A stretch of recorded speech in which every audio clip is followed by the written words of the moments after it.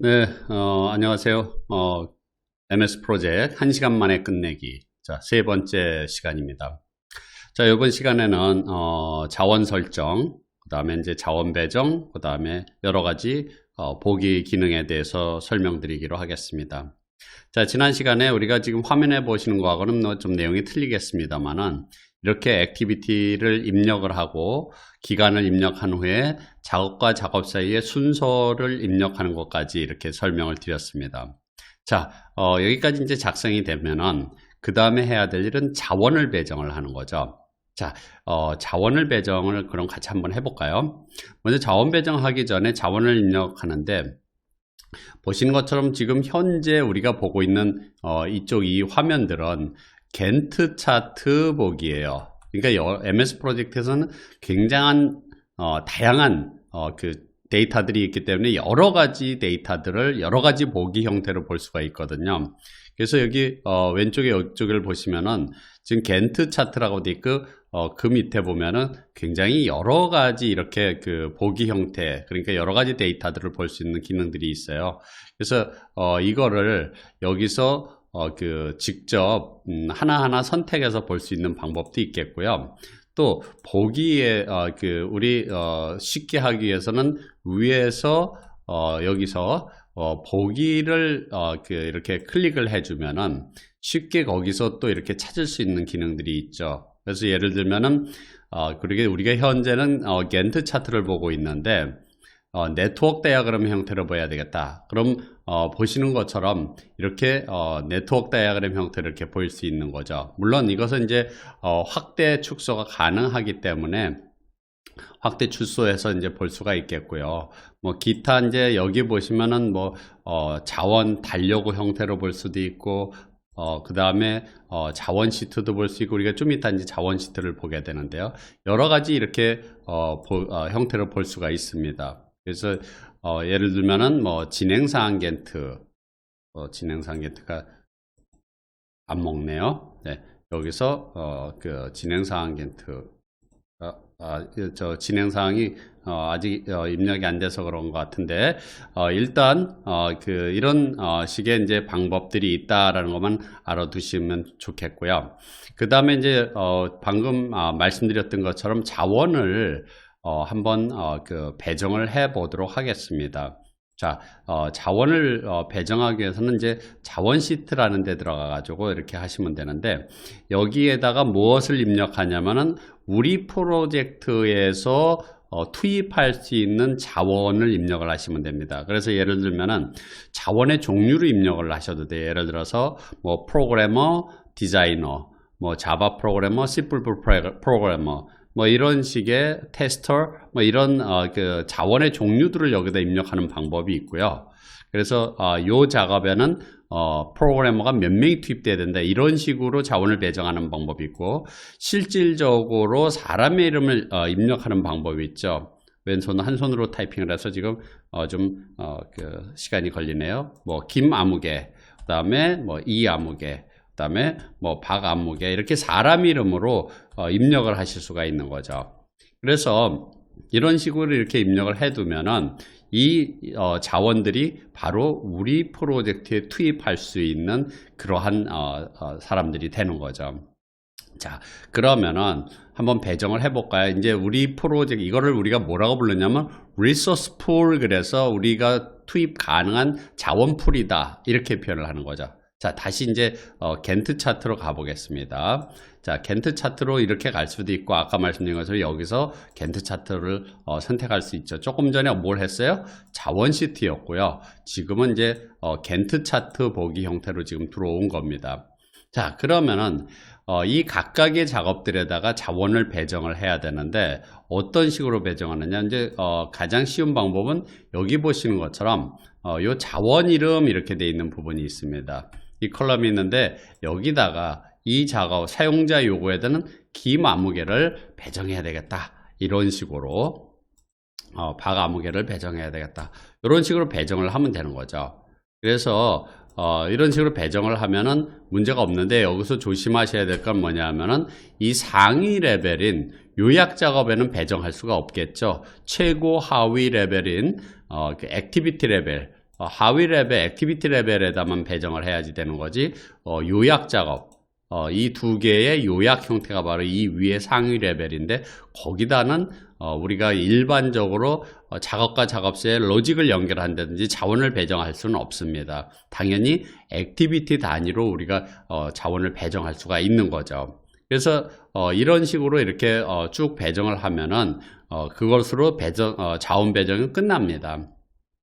그래서 하다 보면은 사실은 어떤 경우가 있냐면은 여기 보시는 이 작업에 어떤 김안무개라는 사람이 배정이 되고, 그 다음에 요 같은 기간 내에 수행하는 작업들이 이 밑에 보면 또 있죠. 이 작업에 만약에 같은 사람 김이라는 사람이 배정이 되면은 문제가 될 수가 있겠죠. 그래서 여기 왼쪽에 보시면 빨간색으로 이렇게 사람 표시가 나오는데, 그 사람에 대해서 지금 과부하가 걸리고 있다라는 거죠. 그래서 그 과부하를 피해 가지고 그 작업을 조정을 할 수가 있는데, 실제 이제 그거는 상당히 어느 정도 수준, MS 프로젝트를 사용하고 자원 관리를 할 수 있는 수준이 돼야지만이 그런 것들을 배정을 할 수 있는데, 우리가 잘 알고 있는 이렇게 과부하가 걸렸을 때 해결하는 걸 우리가 부하 조정 이렇게 표현을 하는 거죠. 그래서 예를 들면은 현재 이 작업과 한 사람이 이 작업에 두 작업을 맡았기 때문에 방법은 여러 가지가 있겠죠. 그래서 한 작업에 풀타임으로 일을 하는데 또 작업이 배정됐다 그러면은 이 기간들을 2배씩으로 늘려갖고 이 작업 50%, 그 다음에 이 작업에다 50%의 시간을 쓰는 방법으로 하게 되면은 문제가 없겠죠. 뭐 그런 방법도 있을 수가 있겠고요. 그러면은 기간을 2배로 늘려야 되니까 프로젝트 전체에 끝나는 시간이 지연이 되기 때문에 곤란하고, 그러면 또 다른 방법들은 하나의 작업 중에서 여유가 있으면은 이 작업과 이 작업은 오른쪽으로 이만큼의 여유가 있기 때문에 이것을 오른쪽으로 미는 거죠. 그래서 위에 있는 작업과 중첩되지 않도록 하는 부하 조정이 가능한 거죠. 그래서 우리는 그걸 자원 평준화라고 이렇게 표현을 하는데, 물론 MS 프로젝트에서는 자동으로 나 이렇게 과부하가 걸려 있는 자원이 있어, 그러면은 네가 알아서 평준화 해줘, 그러면 그 문제를 해결해 주는 기능도 있습니다. 그거는 이제 조금 어드밴스된 개념이기 때문에, 기능이기 때문에 그건 여러분들이 이 시간에 시간상 이렇게 설명드리진 못하고요. 그런 개념이 있구나, 나중에 한번 해봐야 되겠다라고 한번 시도를 해 보셨으면 좋겠습니다. 자, 그러면은 이렇게 자원 배정까지가 끝나면 우리가 기본적인 스케줄이라고 얘기를 하는 스케줄에 대한 건 사실상 다 끝난 거나 마찬가지예요. 별거 없죠. 그런데 가급적이면은 이 진행을 하는 동안에 하나의 작업에 여러 명이 투입이 돼야 된다 그러면은요, 아까 이렇게 보신 것처럼 우리 요 자원에서 만약에 이 작업을 배정해야 되겠다 그러면은 여러 명을 투입을 해야 된다면 한 번에 뭐 3명이면 3명을 클릭해 갖고 한 번에 배정해 주시는 게 좋습니다. 가급적이면요. 꼭 그런 건 아니지만은, 왜냐하면은 한 명을 배정하고 온 다음에 클릭한 다음에 또 나중에 가갖고 한 명을 배정하고 이러면은요, 잘못하면은 시스템에서 인식하기를 인원이 추가가 됐구나 이렇게 인식할 수도 있습니다. 그렇기 때문에 가급적이면 한 번에 배정할 것을 권장을 해드리고요. 빠뜨렸네 그러면 일단 최초에 배정했던 사람을 빼버리십시오. 지워버리고 다시 배정을 하면 됩니다.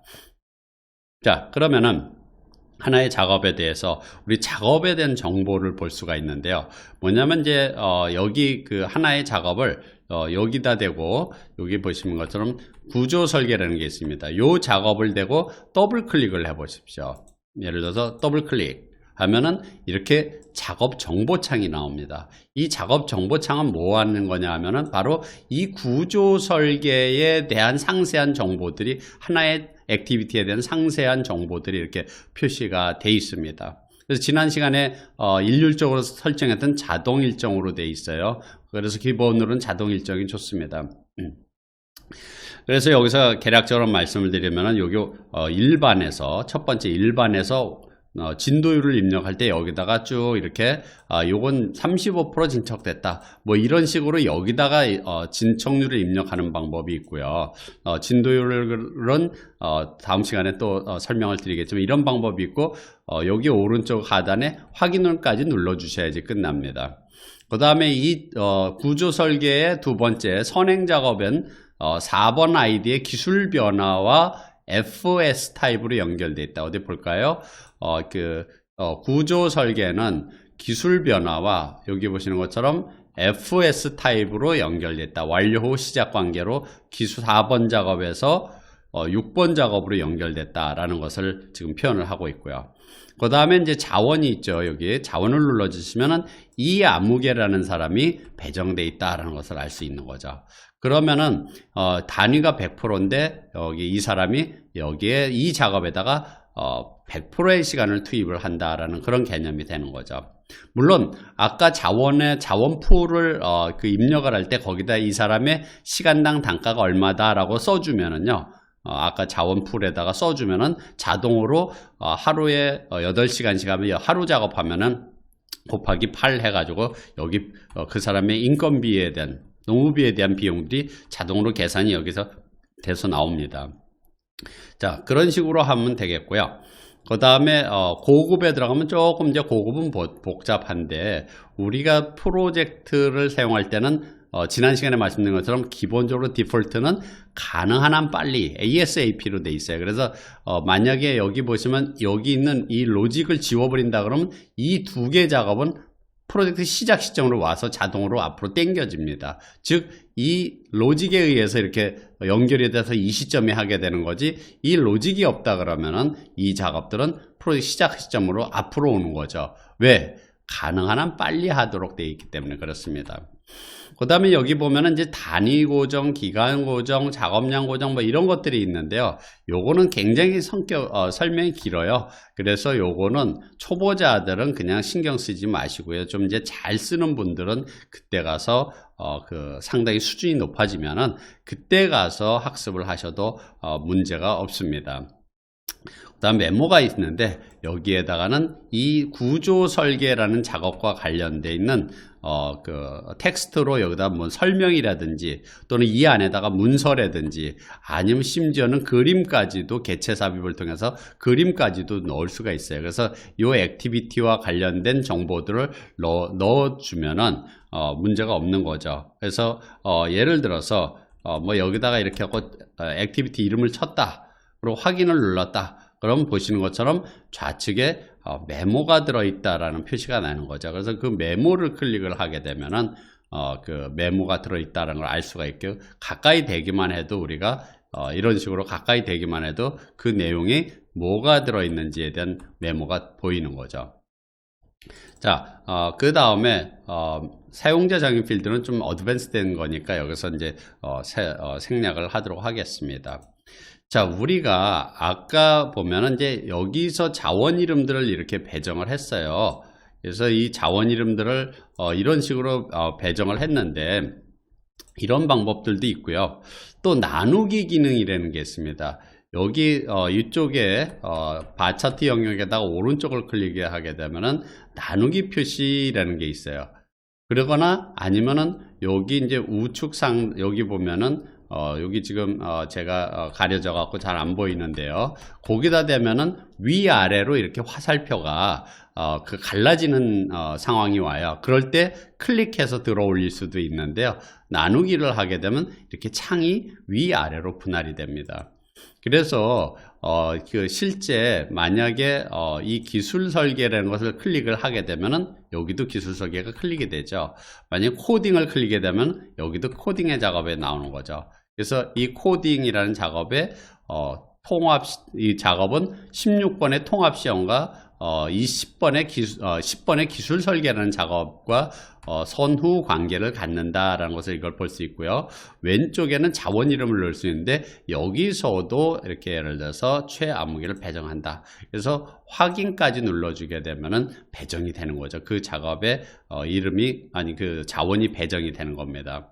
그런데 지금 여기는 이제 자원 이름, 선행 작업 이렇게 두 가지를 볼 수가 있는데요. 이걸 우리가 작업폼이라고 얘기를 하는데, 조심하셔야 될 거는 뭐냐면은 이제 여기서 보면은 오른쪽 버튼을 아무 데 놓고 클릭을 하게 되면요, 현재는 우리가 왼쪽에 자원과 선행 작업이 있는데, 우리는 자원과 후속 작업으로 보고 싶다 그러면 그걸 누르시면 밑에가 이렇게 바뀝니다. 오른쪽에 후속 작업으로 바뀌고요. 그 다음에 선행 작업, 후속 작업으로 하게 되면 왼쪽이 선행 작업, 오른쪽이 후속 작업으로 이렇게 바뀌는 거죠. 그래서 최초에 나왔던 자원 앤드 선행 작업은 왼쪽이 자원이 나오고 오른쪽에 선행 작업이 나옵니다. 그런데 이제 조심하셔야 될 거는 뭐냐면요, 우리 아까 여기 보면은 여러 가지 보기 형태들이 있다고 말씀을 드렸어요. 그런데 지금 위쪽은 뭘 보고 있냐면, 위쪽에서는 겐트 차트 형식을 보고 있습니다. 그리고 밑에는 자원폼인데, 만약에 위쪽 창을 클릭한 상태에서 예를 들어서 자원 시트를 누르게 되면 위에 자원 시트로 바뀌게 됩니다. 또 위에를 겐트 차트를 누르면 겐트 차트가 바뀌는 거죠. 마찬가지로 밑에가 클릭된 상태에서 자원폼 대신 겐트 차트를 누르면 밑에가 또 겐트 차트가 나와요. 그리고 자원 시트를 누르면 밑에 자원 시트가 나오게 되겠고요. 그래서 예를 들어 이 작업 사용자 요구를 누르면 그 작업에 배정된 자원들이 나오게 되는 거죠. 그래서 어느 쪽을 클릭한 상태에서 여러 가지 보기 형태를 보느냐라는 것과 관련되어 있다라고 보시면 됩니다. 그래서 이러한 방법으로 할 수 있겠고요. 내릴 때는 그냥 이렇게 내리셔도 되고요. 아니면 그냥 더블 클릭, 선에다 대고 더블 클릭 이렇게 하면은 바로 그 창이 내려진다라는 사실 이용을 하시면 아주 유용하게 창을 위아래로 놓고 같이 보실 수가 있는 거죠.